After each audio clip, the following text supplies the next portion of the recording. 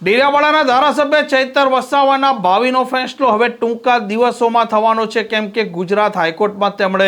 દાદ માંગતી અરજી કરી છે, જેમાં તેમણે તેમની સજા પર સ્ટેની પણ માંગ કરી છે અને નીચલી કોર્ટના હુકમ છે તે રદ કરવાની પણ તેમણે માંગ કરી છે. વૈષ્ણવજન તો તેને કહીએ જે પીડ પરાઈ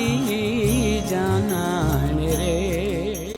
નમસ્કાર, આપ જોઈ રહ્યા છો નવજીવન ન્યૂઝ અને હું છું આપની સાથે તોફિક ગાંચી. નર્મદાની વર્તમાન સમયની રાજનીતિ છે તેમાં ખૂબ મોટી ઉથલપાથલ છે, કેમ કે એક તરફ ભાજપના સાંસદ મનસુખ વસાવા ભાજપના સંગઠન અને પ્રમુખના સામે ગંભીર આરોપ લગાવી રહ્યા છે અને આમ આદમી પાર્ટી છે તેમને પણ ઘેરી રહ્યા છે, જ્યારે બીજી તરફ આમ આદમી પાર્ટીનો મુખ્ય ચહેરો અને આદિવાસી વિસ્તારમાં લોકપ્રિયતા મેળવેલા ધારાસભ્ય ચૈતર વસાવા અત્યારે જેલમાં બંધ છે અને જે પ્રકારે આદિવાસીના જળ જમીન અને જંગલનો મામલો ચૈતર વસાવાએ અનેક વખત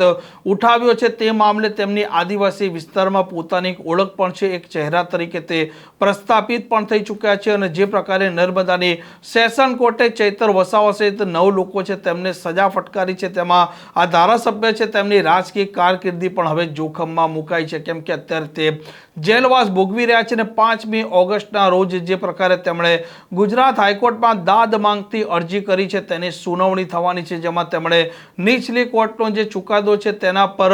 રદ કરવાની માંગ કરી છે, સાથે સાથે તેમને જે સજા કરવામાં આવી છે તેમાં તેમણે સ્ટેની માંગ કરી છે અને જો ચૈતર વસાવાને ગુજરાત હાઈકોર્ટમાંથી કોઈ પણ પ્રકારની રાહત નથી મળતી તો તેમણે સુપ્રીમ કોર્ટમાં જવું પડશે અને ત્યાં પણ તેમને જો રાહત નથી મળતી તો તેમનું ધારાસભ્ય પદ છે તે સંકટમાં છે અને વર્તમાન સમયમાં ચૈતર વસાવા છે તેમના ધારાસભ્ય પદને લઈને ગુજરાત વિધાનસભાના અધ્યક્ષે કોઈ પણ પ્રકારનો નિર્ણય કરેલો નથી. જે દિવસે અધ્યક્ષ